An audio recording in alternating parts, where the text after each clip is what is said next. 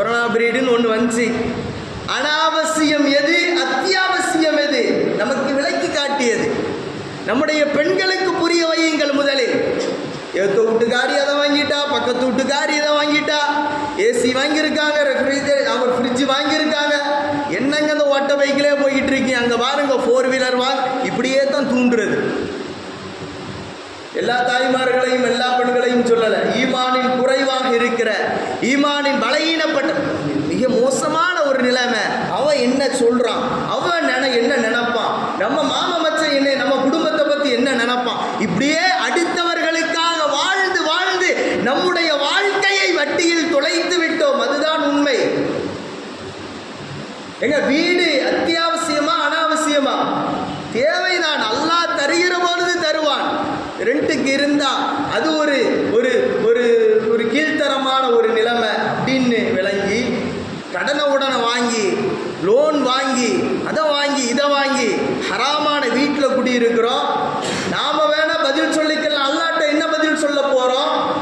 நம்முடைய பிள்ளைகள் அது ஆசைப்பட்டு இது ஆசைப்பட்டுச்சு அப்படின்னு பொருட்களை வாங்கி குவிக்கிறோம் இஎம்ஐல. இதுவெல்லாம் எதை சாரும்? பெருமானார் ஸல்லல்லாஹு அலைஹி வஸல்லம் அடையாளப்படுத்திய அந்த வட்டியில் அல்லவா சாரும். இன்றைக்கு நம்முடைய மைண்ட் செட் எல்லாமே எப்படி ஆயிட்டுனா, எப்படியாவது சம்பாதிச்சிடணும் அப்படின்னு நினைக்கிறோம். அப்படி அல்ல, சம்பாதிக்கணும். இதுதான் கான்செப்ட். சம்பாதிக்க வேண்டும், எப்படியாவது சம்பாதித்து விடலாம் என்பது ஷைத்தானுடைய தூண்டுதல். மக்களை நினைத்து பாருங்கள்.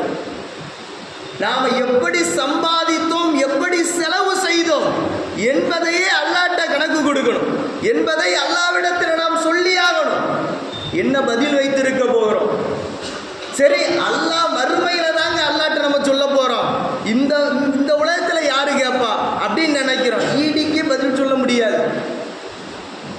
அப்ப இவன் கேட்கிற கேள்விக்கே பதில் சொல்ல முடியாது. இப்படி இல்லீகலான ஆக்டிவிட்டீஸ்ல ஈடுபட்டு பொருளீட்டுகிற மக்கள் நன்கு சிந்திக்க வேண்டும். அல்லாஹ்விற்கு மறுமையில் பதில் சொல்ல என்னவிருக்கிறது என்பதை இம்மையில் நாம் தவறுதலான பரிவர்த்தனையின் மூலமாக சம்பாதித்து விட்ட இந்த சம்பாத்தியத்திற்கு ஈடிக்கு என்ன பதில் வைத்திருக்கிறோம் என்பதையும் யோசிக்கணும். இன்றைக்கு ஒயிட் காலர் கிரைம் அப்படின்னு, அது கிரைம்னு கூட சொல்லக்கூடாது, ஒயிட் காலர் ஜாப் அப்படின்னு அதுக்கு பேரு. இந்த 2ஆம் நம்பரு, இந்த 3ஆம் நம்பரு, இந்த ஃபேடரேட் கிரிமினலாக வலம் பெறக்கூடிய நபர்கள் எத்தனை நபர்கள்?